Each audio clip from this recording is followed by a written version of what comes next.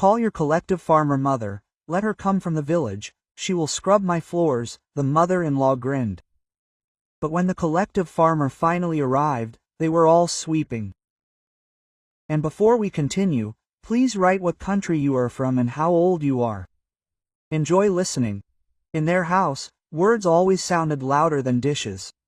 When Lydia Pavlovna, Darya's mother-in-law, sat at the head of the table, it seemed that the chair itself turned into a pulpit.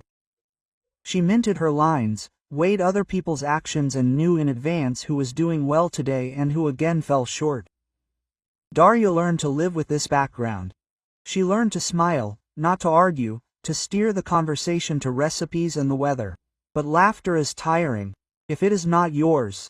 That Sunday afternoon, everything went according to a well-established scenario. Darya set out the plates, listening to the familiar rustling sounds of Sergei's husband opening a bottle of mineral water, as father-in-law Ivan Nikolaevich fiddles with the TV remote, as 8-year-old Vera measures her mother's steps, stepping on her slippered footprints. Lydia Pavlovna was the last to enter, the subtle scent of expensive perfume, perfectly styled hair, a look that seemed to capture the imperfection of the world for a separate statement. Quote, "And the salad again without pine nuts?" she asked softly in surprise. Well, Dashenka, in our time, saving is, of course, commendable, but a taste for detail can be developed if desired. Darya smiled and said nothing. She had known for a long time that objections only push her mother-in-law to a new regime. And silence is not a defeat. Sometimes it is a way to let words fall to the floor and crumble. But the cutlets are delicious, Ivan Nikolaevich intervened, pretending not to notice his wife's barb. Dasha has a light hand. Sergei looked at Darya guiltily. He did not like these nagging, but he did not know how to stop them. The love for cursing his wife always fought inside him. And it took him too long to find a winner. The party went like clockwork. Jokes about Sergei's childhood, stories about neighbors, arguments about who plays better for the national team. And suddenly the topic jumped to repairs. Lydia Pavlovna had a favorite technique of pretending that she was giving advice, but in fact making a diagnosis. Quote, "I would certainly call in professionals," she said, looking at the ceilings. "But I understand, the budget." "Well, if that's the case, call your collective farmer mother, let her come from the village, she'll scrub my floors." The pause after these words was longer than even she expected. For effect, her mother-in-law smiled. Her smile was impeccable, perfected over years of training with a cosmetologist. Cold ice shone in this smile. Darya felt the blood rush to her temples. Her mother, Anna Sergeyevna, lived in a small town 2 hours away. And for Lydia Pavlovna, this automatically meant the village. There were birch trees outside the windows, the smell of grass in the summer and snow in the winter, a bus twice a day, a grocery store on the corner. There was also a district hospital there, where Anna Sergeyevna ran a department, accepted difficult cases, sorted out personnel holes and sat at patients' bedsides at night. Darya knew this. Lydia Pavlovna did not and did not want to know. "Okay," Darya said calmly. "I'll call Mom." Sergei jerked, as if he wanted to add something, but changed his mind. Vera, not understanding the meaning, asked, "Grandma, are our floors clean?" Quote, Yes, smiled Lydia Pavlovna, but extra hands never hurt. Darya silently removed the empty plate from the table. Somewhere inside it clicked. Not painful, polished. Calling her mother was easy and difficult at the same time. Easy, because Anna Sergeyevna always picked up the phone on the first or second ring, even if she was on shift, and spoke evenly and warmly. Difficult, because I wanted to talk about it through someone else's lips, but life has no other voices except ours. "Mom, hi," said Darya when she hid in the bedroom and closed the door. "Hi, daughter," answered the mother. "Everything okay? Come to us for a week, if you can. I won't explain now, but I really need it. Just come, please." The pause was minimal. "I can. Tomorrow morning. The ambulance is just about to go to the city for medicine. I'll make arrangements with Yasha. He's driving. Will you tell Sergei to open the gate?" "No need to tell anyone," asked Darya. I'll meet you." "Agreed?" said the mother. Everything will be fine," answered Daria. "When you arrive, it will be." Having hung up, for the first time in a long time she did not review the options for continuation in her head. She had chosen the route. There was a strange calm in this. As if an invisible frame was turned on in you.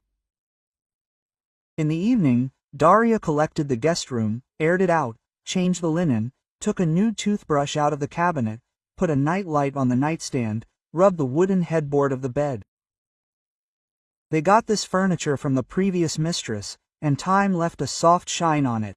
The house, in spite of everything, loved them both Sergei and Daria. The house retained its warmth. It was only necessary to stop splitting it with words. Sergei noticed the fuss. Quote, "Will Mom come?" he asked cautiously. "Yes," Daria answered. "I'll meet tomorrow morning." He nodded and added slightly, "I'll talk to Mom." That was unnecessary. "Thank you," she said. "But no need. It's too late to talk. We need to show." He looked down. Sergei had kind eyes, and Daria loved him for that. She wanted him to learn to hold his gaze as confidently as his hands when he fixed a lamp or changed a tire. Maybe there is a time for everything, or maybe this house just needed to stop listening to someone else's announcer's voice. At dawn, when the courtyards were still full of blue air, an ambulance drove silently into the courtyard of their house. The driver, broad-shouldered Yasha, waved to Daria from behind the glass. Daria opened the gate, and her mother got out of the car. Anna Sergeyevna looked as if she had just left the office. A strict dark blue suit, a white blouse, a warm scarf, a blanket neatly folded into a bag. She had the calm posture of a person who has someone's life on the scales every 10 minutes. She hugged Daria briefly and tightly. "Sleepy?" she asked. "A little," smiled Daria. "But it's okay, me too," said the mother. "A boy with appendicitis was brought in at night. They made it in time, they praised him. It's nice when you just do your thing, and they thank you. Well, lead the way." Quote, Daria led her mother into the house and showed her the room. She put the kettle on, took the chocolate out of the nightstand, which she hid from Vera for a special occasion, and suddenly realized that this occasion was exactly that, not for the sweet taste, but to stop the bitterness. Along the way, she told her mother everything that happened yesterday. Without details, without oversalting, dryly, as they write down anamnesis, words, diagnosis, prognosis. Anna Sergeyevna listened attentively, without interrupting. Only at the end she said, "I understand, I will see your mother-in-law and Sergey, but one by one and without noise." "Mom, I don't want a war," Daria warned. "And I," nodded the mother. Lydia Pavlovna learned about the arrival of guests not from Daria, but from the window. She saw a woman in the garden, calmly throwing a freshly washed towel on the rope. There was neither fuss nor laziness in this movement, as if this woman did not need to be convinced to do the right thing. She was doing it anyway. "Who has moved in with us?" asked the mother-in-law, entering the kitchen. "Mom," answered Daria. "You yourself asked to be called." Lydia Pavlovna restrained her reaction. She had a habit of not showing surprise, but at that moment the habit failed. She went out into the garden and approached. "Hello," said Anna Sergeyevna first. "I am Daria's mother." "Anna Sergeyevna," Lydia Pavlovna, answered the mother-in-law a little too loudly. "I am Sergey's mother." They stood opposite each other for a second. A light breeze stirred the damp towel. Drops of water glistened on the grass. "You have beautiful apple trees," Anna Sergeyevna noted. "If you trim this branch in the spring, the harvest will be better. Do you understand?" An unfamiliar tone rang out in Lydia Pavlovna's voice. "Uncertainty." "A little," Anna Sergeyevna answered softly. "In the village, our plot has always been an example, and in the hospital, we have a garden. I planted it myself. When you have a 12-hour shift, the garden is like breathing. You come, touch the bark and understand that everything is going as usual. The word hospital hung in the air. Lydia Pavlovna, it seemed, for the first time saw a visitor not a collective farmer, but a woman who has a world that is not limited to a village vegetable garden. A world where decisions are made quietly and quickly, and where mistakes are paid for not with a reputation, but with other people's destinies. "Are you a doctor?" asked her mother-in-law.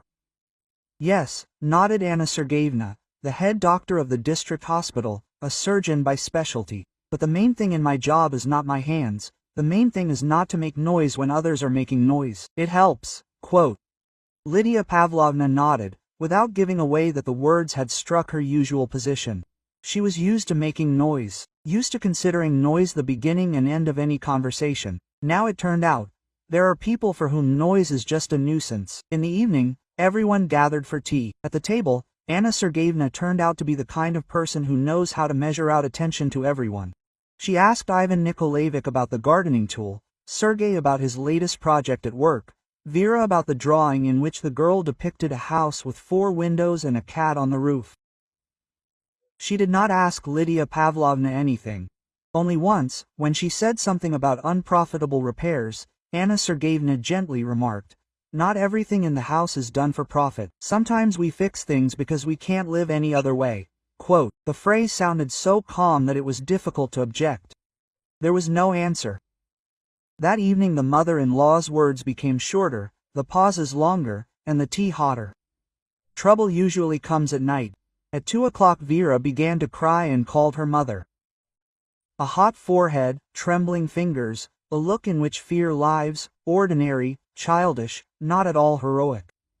Darya was nearby in a second, put her palm, realized that the fever was high, grabbed the thermometer 39.2. "Seryoza, call an ambulance," she said, although she already knew that an ambulance was not needed.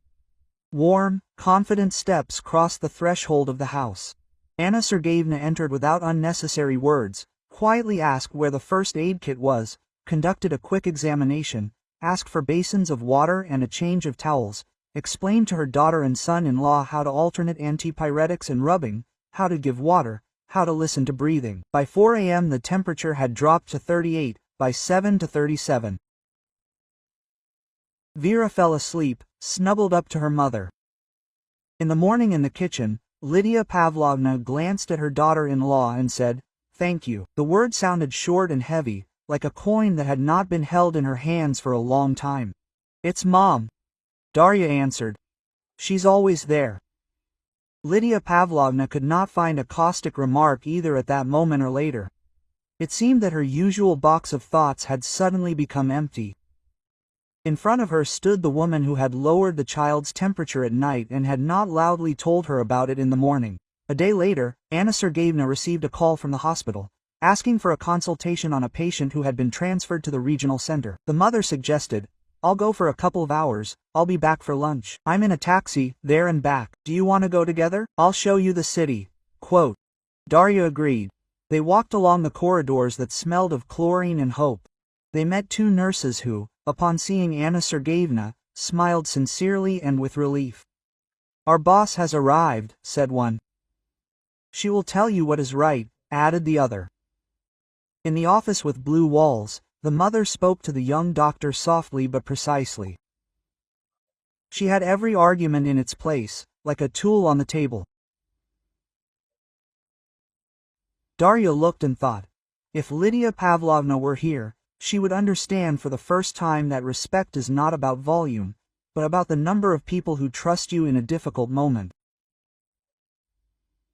On the way home, they stopped at the park, got a glass of hot cocoa, and sat on a bench. "Mom," said Darya, "I always feel like I'm taking an exam in this house. An exam in style, in everyday life, in upbringing, and I always fail it. Maybe I'm really a bad housewife, maybe I really don't know how to live up to the standard." Anna Sergeyevna took a sip and smiled. "You can only fail an exam in a subject you know. You don't get grades for other people's subjects. Lydia Pavlovna loves life in the showcase. She has one subject, you have another. You're talking about meaning, about care, about peace. She doesn't demand yours from you, but you know yours. We are not obliged to learn everything that is imposed on us. The main thing is to know our own program well. And if this is Sergey's house? Quote, Darya asked quietly. His family, his rules. The house becomes yours not by blood, the mother answered, but because of how you breathe in it. If there is nothing to breathe, you need to open the windows or leave. But before leaving, try to open it. Darya nodded. She always knew that a mother has no universal recipes. There are phrases after which you find the solution yourself. In the evening, they gathered in the house again. Lydia Pavlovna was whispering about something with Ivan Nikolaevich. Sergey was helping in the kitchen. Vera was drawing a cat larger than the house, this time with a striped tail. Anna Sergeyevna approached her mother-in-law first. Lydia Pavlovna, she said, you and I are different. And that's normal. But I want you to hear one thing.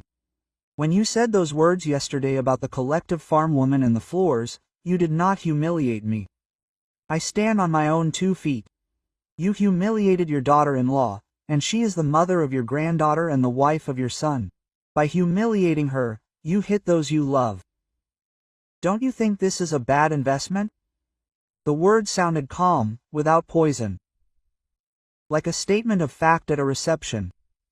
The ticking of the clock could be heard in the room for a couple of seconds. I began, Lydia Pavlovna, and then stopped.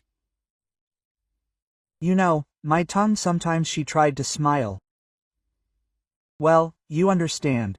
I understand, Anna Sergeyevna nodded. I also sometimes speak harshly, but my health is on the agenda. You have a relationship. This is also important.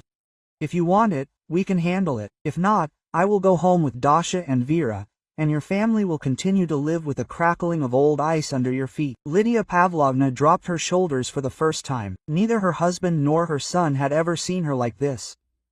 Forgive me, Darya, she said quietly. I got carried away. I wanted everything to be right for Sergey, and rightness and correctness are different things. Darya nodded. In this, forgive me, there was no perfection, but there was movement. Sometimes one step towards the light is enough for a room to stop being a closet. The following days did not pass like in a fairy tale, where the villain instantly becomes kind. No, Lydia Pavlovna broke into her usual tone several times, then pulled herself together. Ivan Nikolaevich, taking advantage of the fact that a person who was not afraid to take an extra step appeared in the house, together with Anna Sergeyevna pruned the apple trees, changed the leaking washer on the faucet, and fixed the creaking cabinet. One evening, Sergey suddenly said, Mom, that's enough, Dasha is good, I feel good with her. I want you to hear it. Don't agree, just hear. Lydia Pavlovna nodded silently. For her, this was another test of her ability to listen. Vera drew 3 new houses during these days. On one of them, a cat sat on the roof and dangled its paws down. On the other house, green grass was lined, and apple trees grew around it.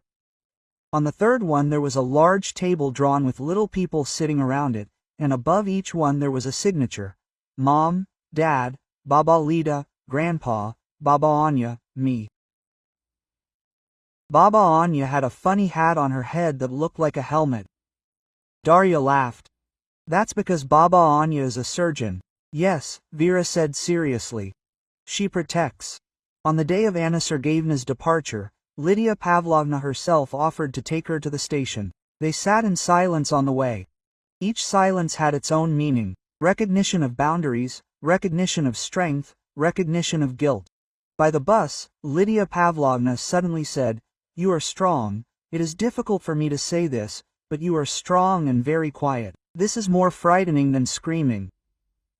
Screaming is from helplessness, Anna Sergeyevna answered. Aren't you helpless?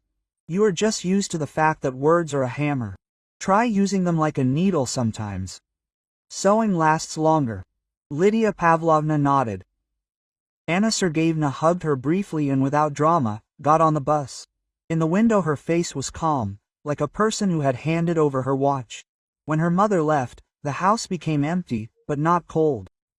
Darya made the bed in the guest room, neatly folded the linen, put a small vase with an apple branch on the nightstand. In the evening, she sat down at the table with Sergei. Quote, "Let's come to an agreement," she said. "I am not against your mother. She is a part of your life, but I am a part too. If someone's humiliation sounds in our house, I will leave. Not because I do not love, because I love myself, you. I have enough faith not to live in filth." Sergei was silent for a long time, then said, "We agreed, I will be there. I will learn to say stop in time." Quote, "Learn," Darya nodded. "I'll wait, but not forever."